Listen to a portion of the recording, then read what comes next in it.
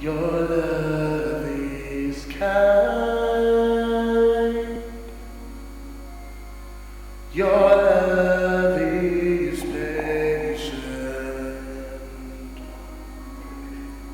You fill our hearts with so much peace and joy.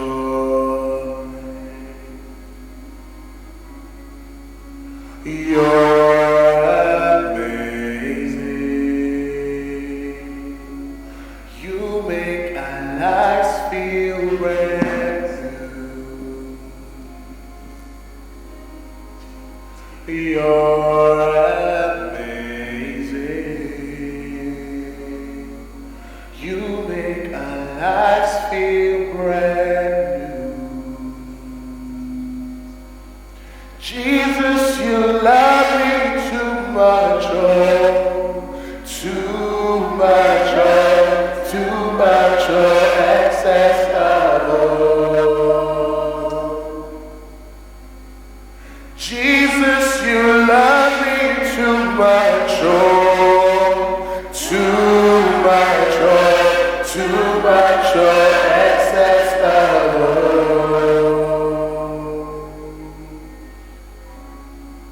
Your love is kind, yeah. Your love is patient. You fill our heart with so much peace and joy. Say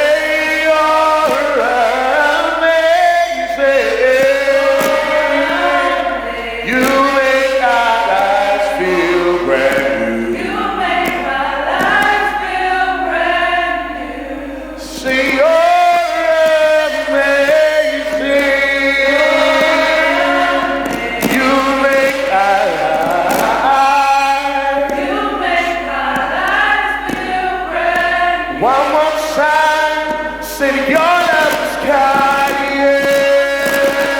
It's kind. Your love is patient, oh. Your love is patient. You fill our heart with so much peace and joy.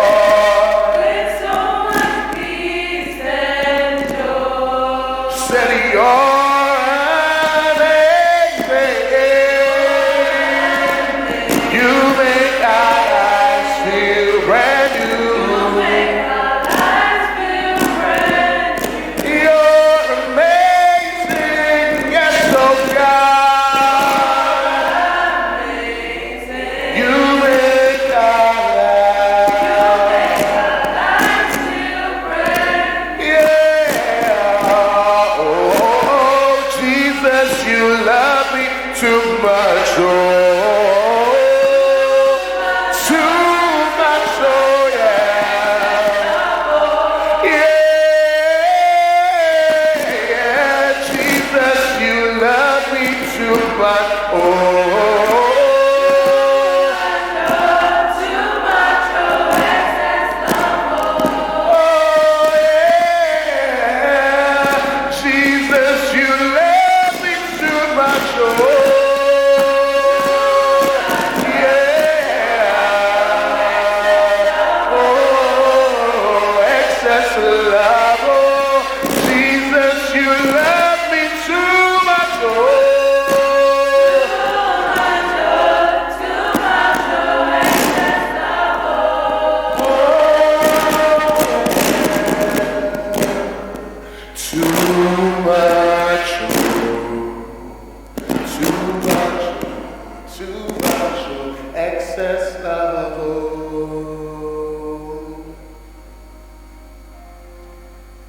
Too much, oh. Too much, oh. Too much, oh. Excess love, oh.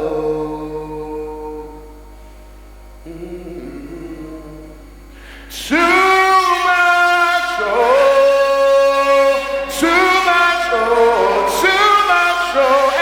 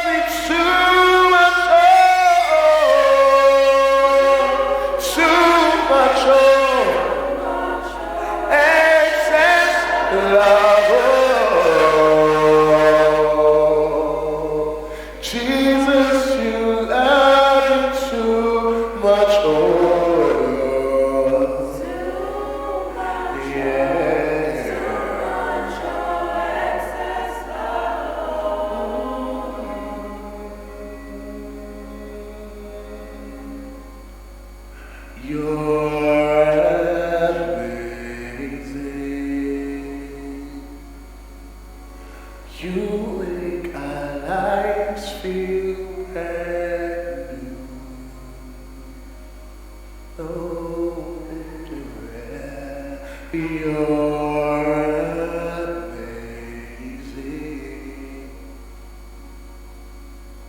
You make our lives feel brand new. Praise the Lord.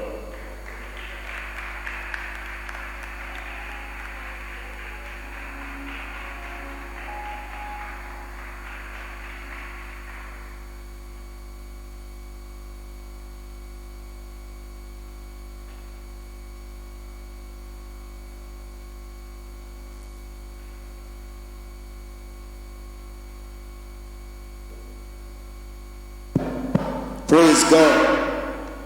Can we stand up in the presence of God? Once again, lift up your voice and begin to give glory to God. Appreciate Him because He's the King of Kings and the Lord of Lords. Exalt His holy name because He's worthy to be praised. That you are alive this afternoon, most importantly, that you are in the house of God is by the grace of God. Father, we give you all the glory. We appreciate you. We exalt your holy name.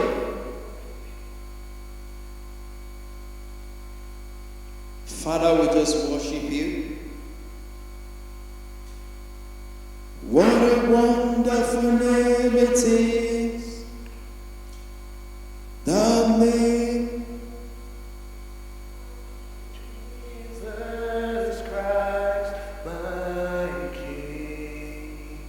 What a wonderful name it is.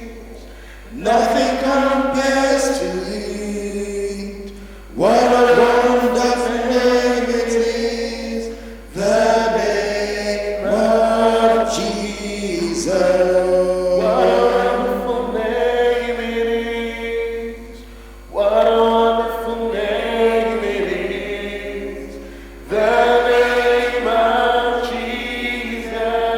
lift up your hands and worship Him. What a wonderful name. What a wonderful name it is. Nothing compares to it. What a wonderful name it is.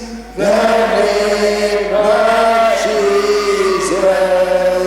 You have no rival. You have no equal. Now and forever, God, you reign. Yours is the kingdom. Yours is the glory. Yours is the name above all names. Death could not hold you. The veil tore before you. Thank you, Jesus. You silence the boast of sin and grave. Yours is the kingdom. Yours is the glory. Yours is the name above all names. What a wonderful name it is. What a wonderful name it is. The name of Jesus, yeah. What a wonderful name it is. Nothing compares to it. What a wonderful name it is. The name of Jesus. What a wonderful name it is. The name of Jesus. What a wonderful name it is. The name of Jesus. Father, we just give you the glory. As we go into our teaching today, Holy Spirit will hand over to you. Father, speak to your people through me. Let them hear you. Let them see you. Through this message, let lives be changed. Let lives be transformed. Let there be restoration. Father, we give you the glory. In Jesus' name, we are praying. God bless you. Once again, let me welcome you to your Father's house. And welcome to LightPath. This is the best place that you can be in the world now. To those who are viewing us online, thank you once again for joining us. And for those who will be watching this video after this service, we believe that God will minister to you through this video. God will open your eyes and God will speak to you. It does not matter wherever you are coming from. When you get into LightPath, we do not judge people. We encourage people to come in as they are. And what we use is we use the light of God to illuminate every darkness in our lives. And that's why we are called LightPath. That's why in Matthew 5:14 the Bible says, "Ye are the lights of the world." Tell somebody beside you, "I am the light." Say it very loud, "I am the light." Once again, I want to thank you for everybody that supported, that donated towards Better 2019, towards helping the participants to go. Better was great. For those of you who were not in Better, in the next 2 weeks, the videos will be released online, so you can begin to catch up with the videos or the sessions that we'll have, and you will also be blessed in Jesus' name. And for all those who donated, God bless you. And I pray that as you have donated, that the Heavenly Father will intervene in everything concerning you in the name of Jesus. In my usual way, I ask God that, what message do you have for your people this month? And I said, God, it will be good if we can do something that is, something of a series. And I started praying Monday, Tuesday, Wednesday, and he spoke. And it was a very clear instruction. And he said, go upstairs and get a particular note. And at the same time, he pointed me to a Bible passage. So I began to read the text in the note and the Bible passage together. And immediately I started to read. There was light. Boom.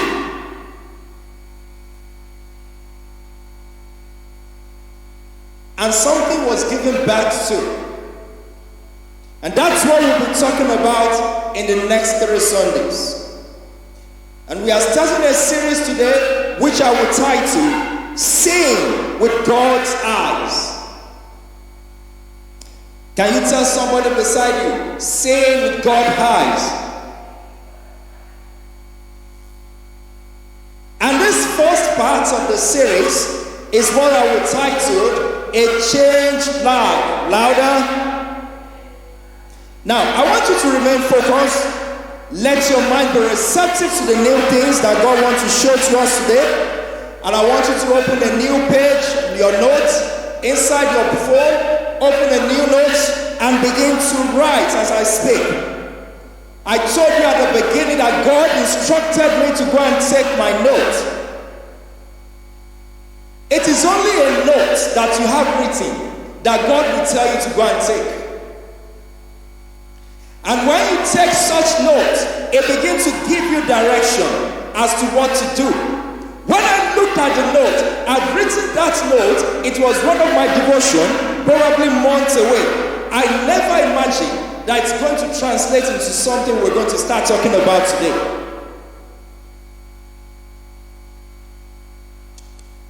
And I want you to follow me as I go ahead in this. Can we quickly open our Bible to Romans? Romans chapter 12, and I'll be reading from verse 1 to 2. Romans 12, 1 to 2. And I want us to read together responsively. Romans chapter 12 from verse 1 to 2. Are we there? Okay, 1, 2, 3, let's go. I beseech you therefore, brethren, by the mercies of God, that ye present your body a living sacrifice, holy, acceptable unto God, which is your reasonable service. And be not conformed to this world, but be ye transformed by the renewing of your mind, that ye may prove what is good and acceptable and perfect will of God. In that Bible passage, I want you to look at the word you. Y-O-U. That you is referring to you and I. And that you is made up of 3 things. That you consists of your body, your soul, and your spirit. And one thing you can use to control your body is your mind. And your mind, which represents the soul out of those 3 things I listed, body, soul, spirit, is made up of these things. Your mind is made up of your intellectual mind, your emotion, and your will. One thing you need to know is naturally our human body is an instrument of sin. And that's why when you go back to that Bible passage, God is telling us that we need to present our body as a channel through which righteousness of God is manifested. How? When you go to verse 2, it talks about this. It says we should stop conforming ourselves to the world. How do you do this? Through your thinking. Somebody said thinking. It means you have to resist being born into the mode of this present world thinking, value systems, and conduct of this world. And the next question which anybody can ask is, okay, if I need to be transformed through the renewing of my mind, what will happen? When you are transformed through the renewing of your mind, you have what they call the right perspective. And you begin to see with the eyes of God. So what is the right perspective? The way we perceive things shapes our reality. What you see gives you a perspective. And your perspective gives you reality. And your reality is actually what manifests as your external behavior. That's what we see. I will do a little exercise now. Christiana, come. Eniola, come.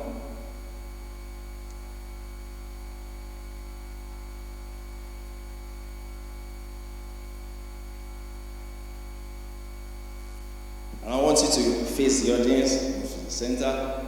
Can you go to the slide on the instruction on the exercise?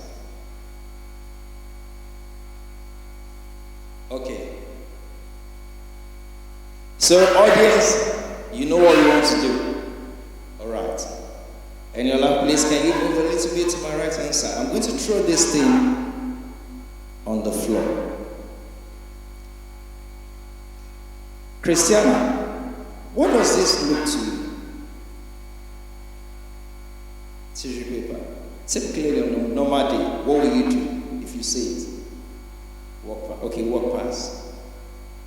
Okay, that's fine. Sit down. Just hold on. Eniola, on a good day, if you see this, what happens? Can you be a little bit more inquisitive and pick it up? Try to unwrap it. Let's see. Watch. What happened? Did you notice anything? Show you. What did you see? Okay. Now, I have a question for you audience. What happened to the behavior of the 2 people? Christiana saw something, ignore it. She saw something, initially ignored, she moved a little bit further. What happened? Her countenance changed when she discovered that there is money. Okay, God bless you. Give Christiana £5. Let's put our hands together for them. Yes. It's two, so take one, give one to her. So, what am I trying to say? When you have the right perspective, your reality will change. And when you have the right perspective, that's what we call the perspective of God. Like I said, it means seeing things the way God will say it. The moment you begin to see things from God's perspective, then you are more likely to adapt your behavior to that way. But is it very simple? Yes. Is it easy? No. And that's why we're having this series. Now, how do I get the right perspective? Let's open our Bible to Isaiah 42 verse 19. I so much like the New Living Translation of this Bible passage because it actually drives home exactly what I'm trying to explain. So, Isaiah chapter 42 verse 19, and I will read from the NLT version. Who is blind as my own people? My servant, who is as deaf as my messenger, who is as blind as my chosen people, the servant of the Lord. Verse 20, you see and recognize what is right, but you refuse to act on it. You hear with your ears, but you don't really listen. The good news is that the Bible has documented a lot of things. The take of God on all the affairs of life. But the bad news is that following these things written in the Bible, or to follow these things written in the Bible, we need discipline. Reading the Word of God, understanding the Word of God, doing what the Bible says, there is always a struggle. One thing I used to tell people is that as young adults and even as adults,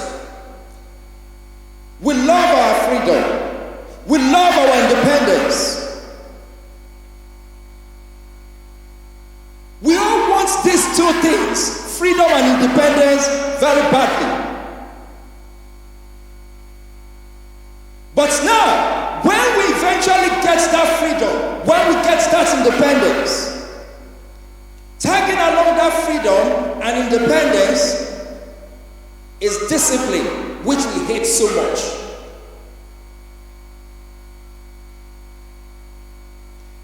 And that's why I used to say that discipline and young adults and even adults are mutually exclusive.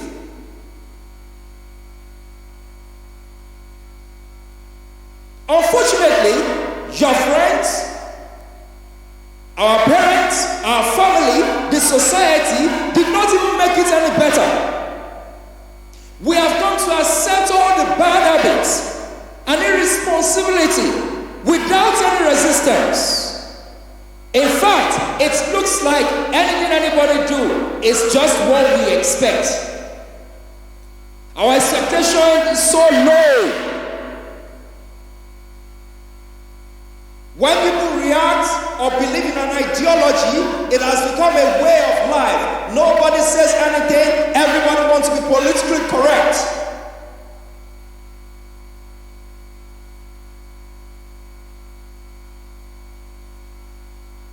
And that's what Isaiah 42 verse 19 is telling us. That the only set of people who are actually blind are the people of God. People in the world, they can see. It's only people in the church that cannot see.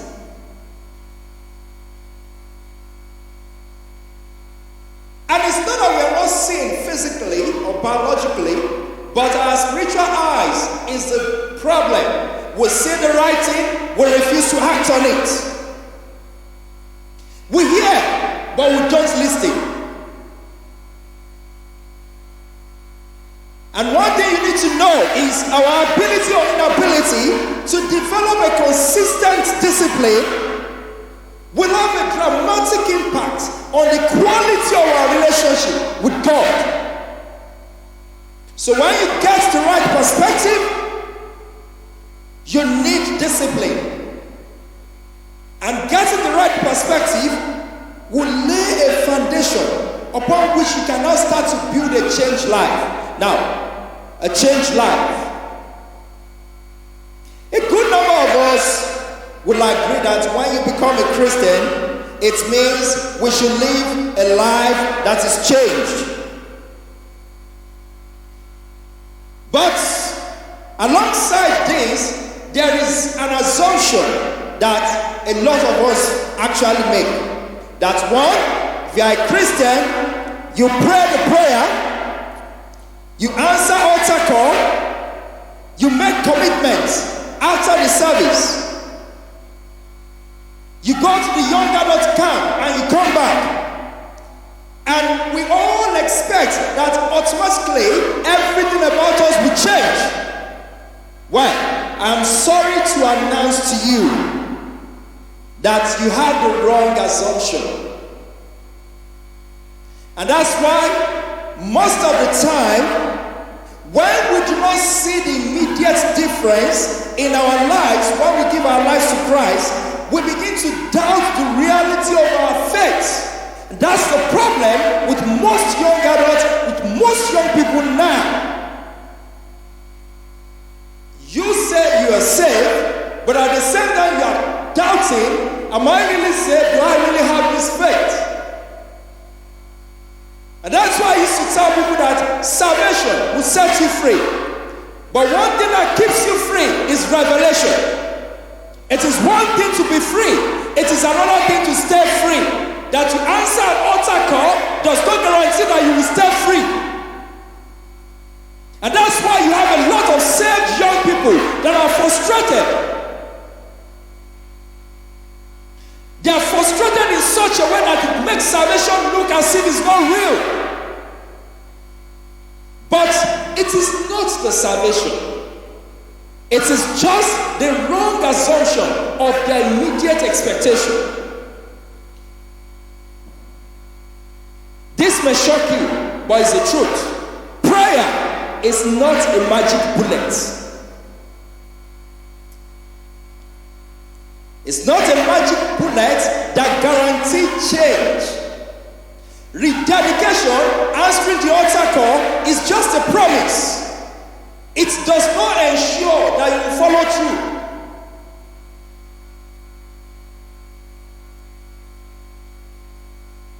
And that's why Paul has been talking to us in Romans chapter 12, when you go to verse 2. Be not conformed to this world, but be you transformed by the renewing of your mind. So what brings about transformation or change is what the Bible calls renewed mind. So what is a renewed mind? One, it's the process of exchanging old for new. It's taking off the old things and putting on the new things. It is removing lies and replacing it with truth. And you need to remove all the lies you have believed, I have believed, that actually shaped our thinking. What happens when a life is changed? I want you to think about this. When you give, or when you gave your life to Jesus Christ,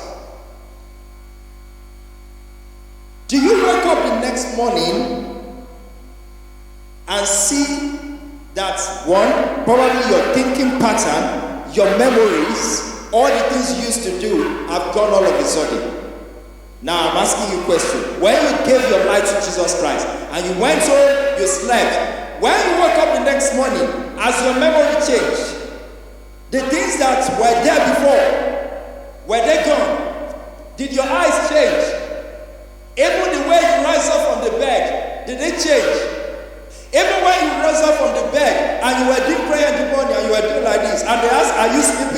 I still said, no, I'm not sleeping.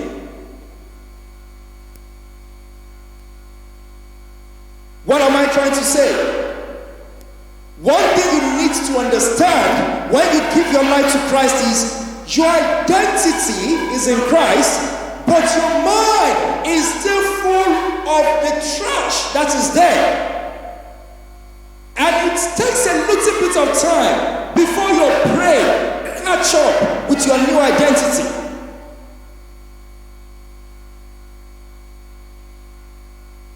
And that's why Apostle Paul was saying that true change only comes by the renewal of your mind. So don't expect any magic thing to happen. When you come out and answer the altar call, you're not going to get transformed all night. In fact, you know what? Immediately you step out of the door, there is a possibility that you will lie again. It doesn't make you less of identifying with Christ. But what we are saying is, it's a transformation process.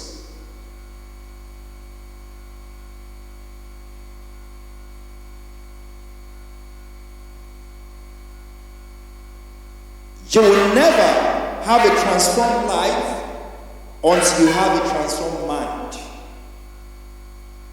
You will never have a transformed mind until you have God's thoughts. It is his perspective and his mind that you need to gain. Once you gain that, everything about you begins to change. And how do you do this? You need to keep developing an intimacy with Jesus by exercising some things. And those things are what we'll be talking about next week. That's why I said it's a series. We're just taking it. We started today. And today is just a changed life. So we've established for you and I to have that changed life. What do we need to do? We need to renew our mind with the Word of God.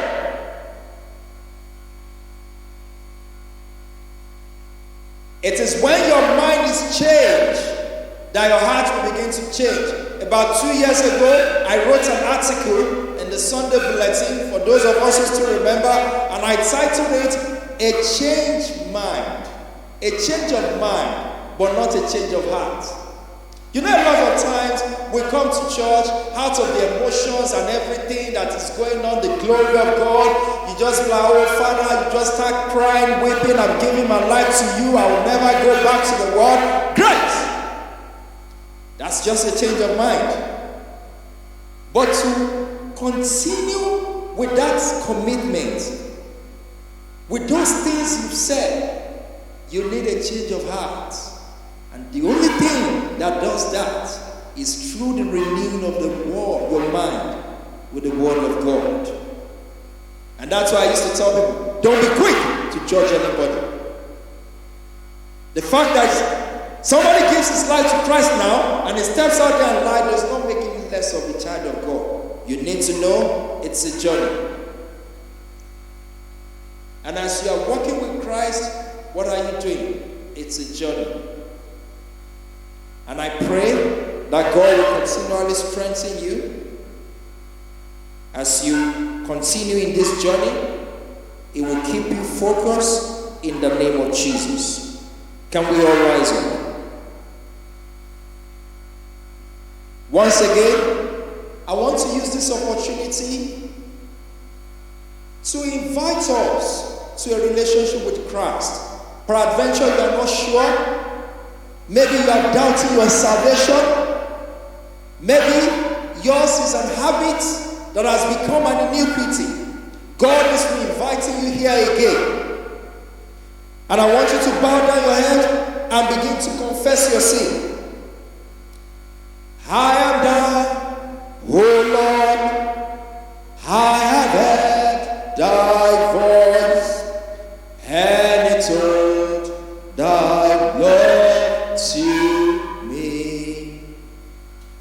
But I long to rise in his hand of faith and be closer drawn to thee.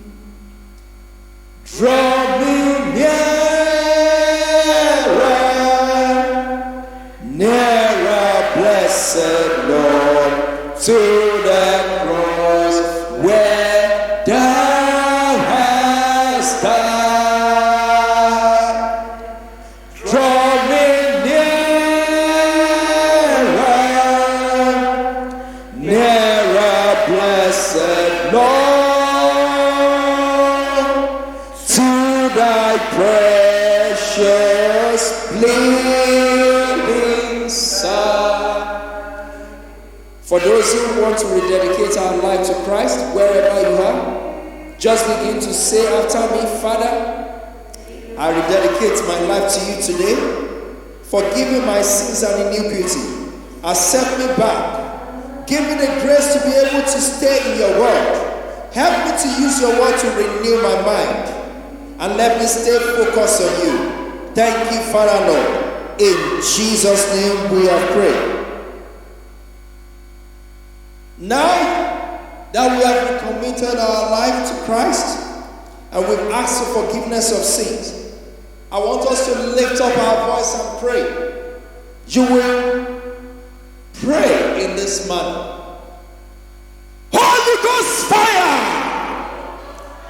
Consume every evil power controlling my mind remotely.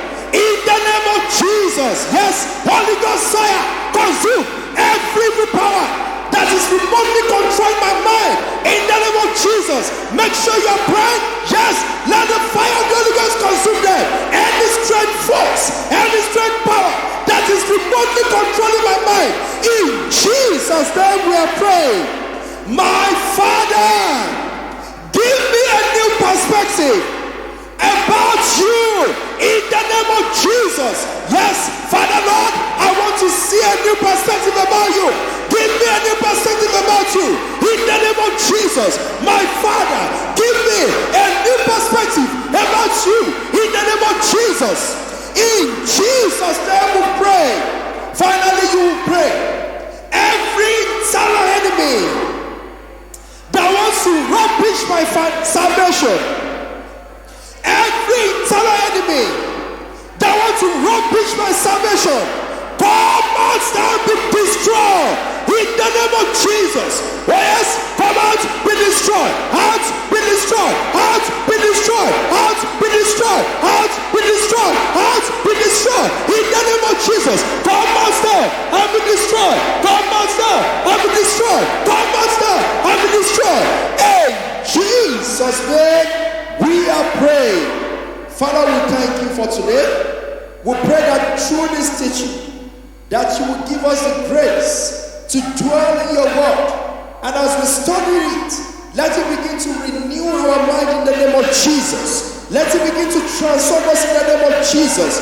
Every form of old habits, fear, insecurity, doubt, we bind it and we cleanse it up with the word in the name of Jesus. Father, we give you the glory. In Jesus' name we are praying. Let's join our hands together as we sing the church anthem choir. Can you help me?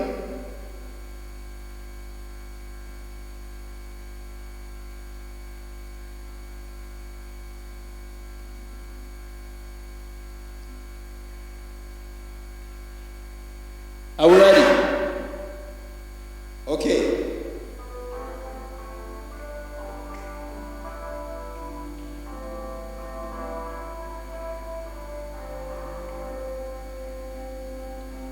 As a family of God, we should know that we are one, no matter our color or race. Though we come from different backgrounds, Children all be out in order, join together with a cord that can be broken. we are all to love one another, sharing our lives to bless one another. Agape love, God's kind of love, is what we need in this great LightPath family. God wants us to love. Love one another. God wants us to care. For one another. God wants us to share. Our lives with one another. Agape love, God's kind of love, is what we need in this great LightPath family. Turn to the person beside you as we share the grace. May the grace of our Lord Jesus Christ, the love of God, surely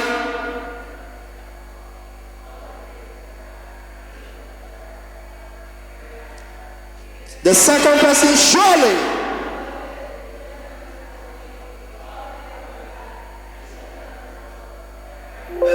and the third person, surely